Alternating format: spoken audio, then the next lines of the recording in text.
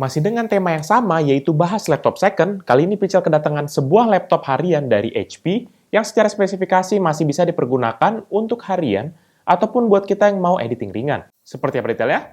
Let's check it out!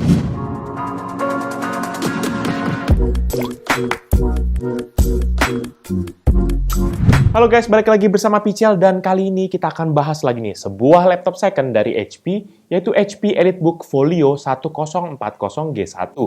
Laptop ini tuh dirilis sekitar tahun 2014 dan kita akan coba sama-sama lihat ya apakah laptop ini masih bisa kita pergunakan untuk penggunaan harian di tahun 2020 ini. Spesifikasi dari laptop ini tuh adalah sebagai berikut, yaitu yang pertama prosesor Intel Core i5 4300U, RAM 8GB DDR3L, storage SSD M2 SATA 256GB, Intel HD Graphic 4400 1GB, dan layar 14 inci dengan resolusi HD+, dan juga refresh rate 60Hz.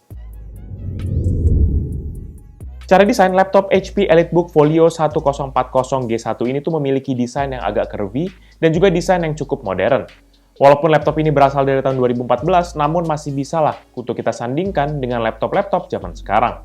Material dari laptop ini mempergunakan bahan dari metal yang berwarna silver, dan juga ada beberapa kombinasi plastik yang berwarna hitam. Bodinya ini sendiri tuh cukup baik untuk menangkal akan fingerprint, sehingga kita nggak perlu khawatir akan ada bercak sidik jari di bodi dari laptopnya. Di bagian depan, kita akan menemukan sebuah logo HP yang memiliki latar belakang glossy dark gray. Selanjutnya di bagian dalam terdapat material yang sama di area sekitar keyboard dan juga ada tulisan EliteBook di sisi kiri bawah keyboard. Dimensi dari laptop ini sendiri adalah 33,8 x 23,3 cm, serta ketebalan sekitar 1,7 cm. Dan beratnya sendiri adalah sekitar 1,53 kg.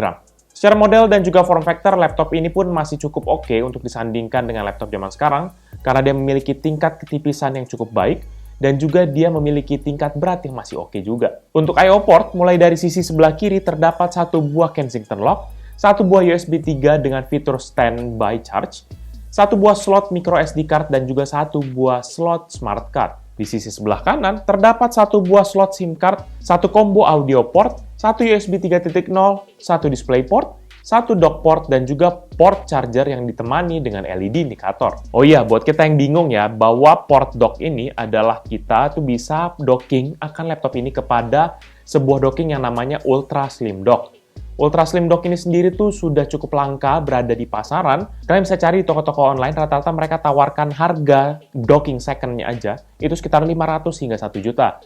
Dengan adanya docking ini, kita akan bisa menambah port-port seperti ada display port tambahan, ada port VGA, ada beberapa port USB tambahan, dan juga beberapa port-port lain yang akan menambah fleksibilitas dari laptop ini.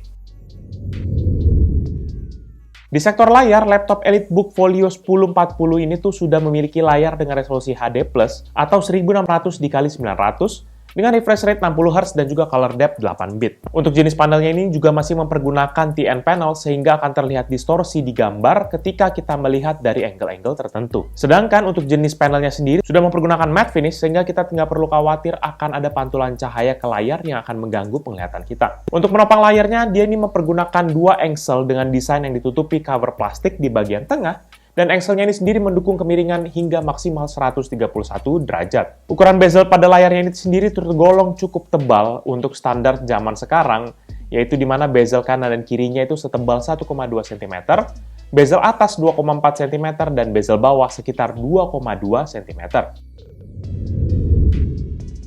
Keyboard pada laptop ini memiliki switch membran dan juga tombol ini sendiri sudah memiliki warna hitam kesat dan juga font berwarna putih.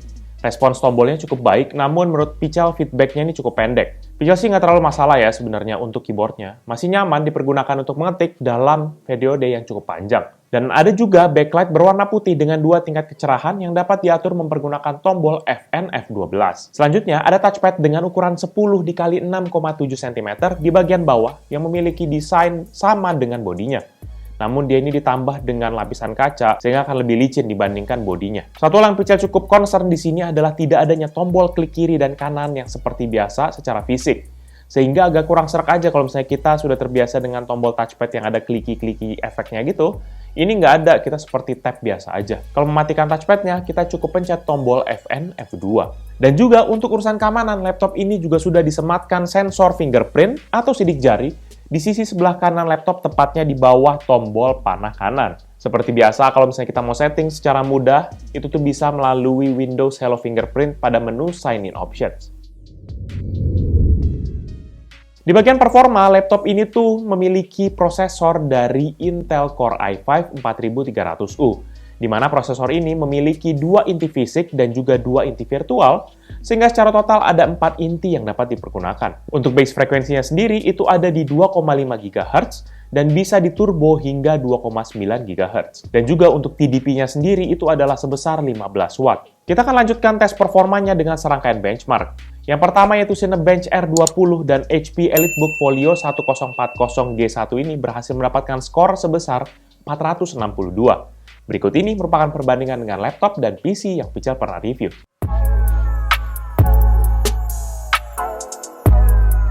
Selanjutnya, Pichal jalankan rendering tes BMW di aplikasi Blender dan hasilnya laptop ini dapat menyelesaikan 1 frame dalam waktu 32 menit 32 detik. Berikut ini merupakan perbandingan dengan laptop dan PC yang Pichal pernah review.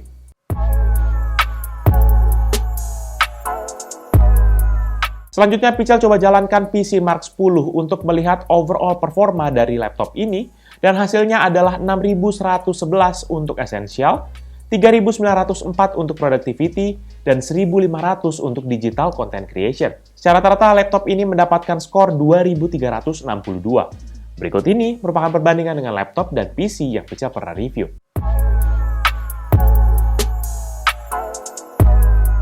Untuk urusan grafis, laptop ini sendiri memiliki integrated graphic yaitu Intel HD Graphic 4400 yang pada saat pengetesan, Pichal cek memiliki RAM sharing sebesar 1 GB. Dan kita bisa tes GPU-nya mempergunakan 3D Mark Time Spy, dan hasilnya untuk CPU-nya ini sendiri mendapatkan skor sebesar 1023 dan GPU-nya sebesar 149, sehingga secara rata-rata mendapatkan skor sebesar 170.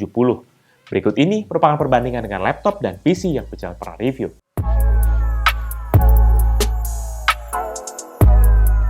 Oke, baik. Kita akan langsung coba tes mempergunakan serangkaian game seperti biasa.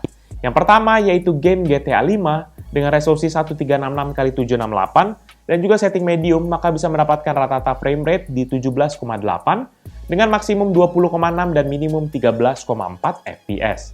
Yang kedua yaitu FIFA 19 dengan resolusi 1366x768 dan juga setting low. Game ini bisa dijalankan hingga ke bagian menu dan juga loading kepada game, namun pada waktu kita mau bermain, maka dia langsung tiba-tiba crash dan kembali ke desktop. Untuk game PUBG Lite dengan resolusi 1600x900 dan juga setting very low, maka bisa mendapatkan rata-rata frame rate yaitu 32,6 dengan maksimum 37,2 dan minimum 0,3 FPS. Untuk game Need for Speed Heat dengan resolusi 1366x768 dan juga setting low, maka bisa mendapatkan rata-rata frame rate 6,5 dengan maksimum 14,3 dan minimum 4,8 FPS. Untuk game Rise of the Tomb Raider dengan resolusi 1366x768 dan juga setting very low, maka bisa mendapatkan rata-rata frame rate 13,0 dengan maksimum 38,4 dan minimum 2,1 FPS. Untuk game The Witcher 3 Wild Hunt dengan resolusi 1024x768 dan juga setting low, maka bisa mendapatkan rata-rata frame rate 9,4 dengan maksimum 27,8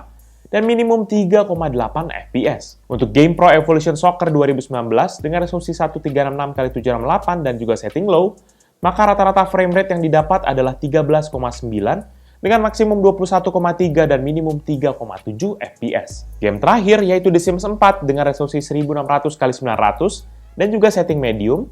Rata-rata frame rate yang bisa didapat adalah 23,7 dengan maksimum 32,2 dan minimum 2,2 FPS. Untuk final test, Pichal jalankan Adobe Premiere mempergunakan Pichal Premiere Benchmark, dan hasilnya laptop ini berhasil merender project 15 klip 4K 30 FPS dan berhasil diekspor dengan format H264 dan preset high quality 4K dalam waktu 24 menit 47 detik. Berikut ini merupakan perbandingan dengan laptop dan PC yang Pichal pernah review.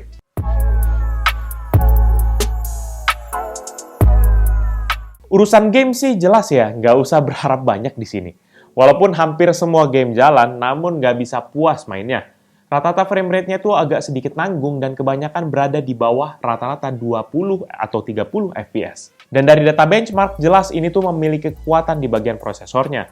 Walaupun dia masih seri U atau ultra low voltage, dan juga masih Intel generasi keempat, tapi kalau misalnya kita mau pakai editing, foto, video, ataupun Android Studio gitu, ya masih bisa lah. Pichel sendiri masih merekomendasikan laptop seperti ini karena raw performance dari laptop ini masih jauh lebih bagus dibandingkan laptop-laptop baru dengan range harga yang mungkin sama ataupun di atasnya.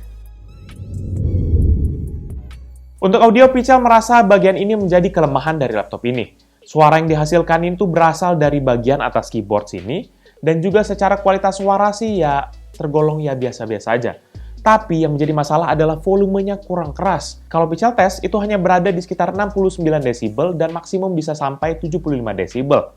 Berikut ini merupakan contoh hasil audio dari HP EliteBook Folio 1040G1.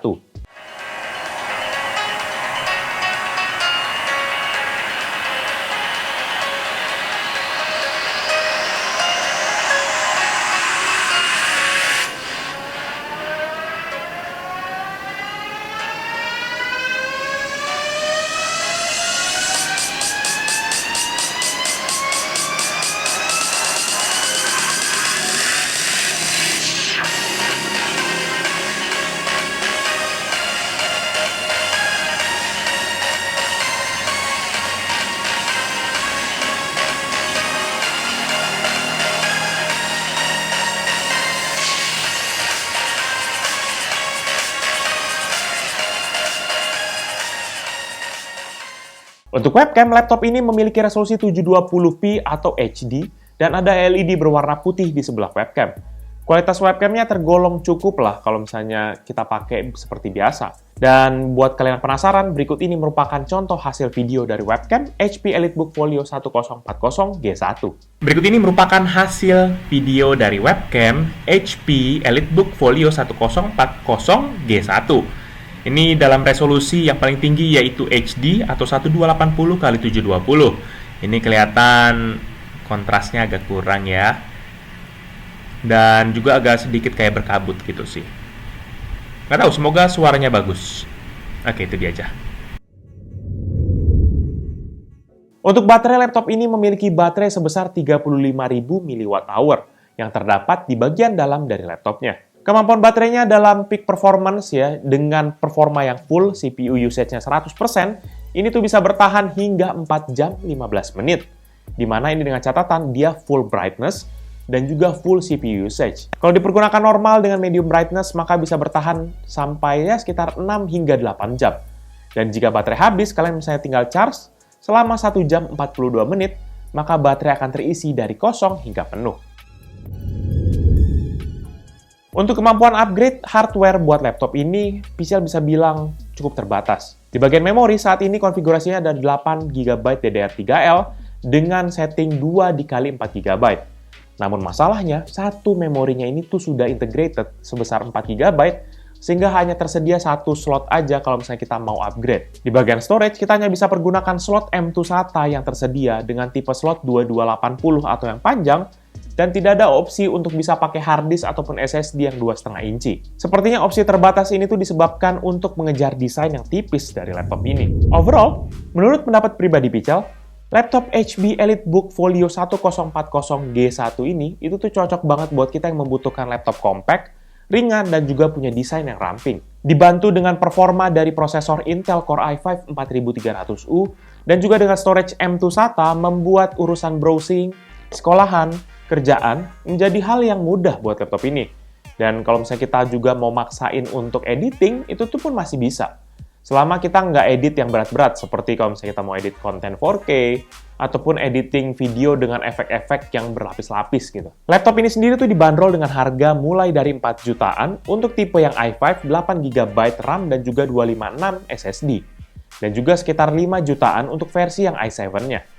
Jadi masih cukup terjangkau lah, terutama kalau misalnya dibandingkan dengan laptop-laptop baru harga sejenis, pasti head-to-head-nya masih akan jauh lebih unggul. Paling banter kalau 5 jutaan baru, ya paling dapat Athlon Gold, ataupun AMD yang seri A, ataupun bisa jadi Intel Pentium ataupun Intel Celeron. Kelemahannya paling untuk pribadi Pichel itu tuh berada di bagian touchpad yang tidak ada tombol fisiknya, dan juga kualitas suara yang kurang keras. Selebihnya sih ya udah sangat sesuai dengan ekspektasi Pichel. Jadi paling itu aja review dari Pichel kali ini terkait dengan laptop HP EliteBook Folio 1040G1.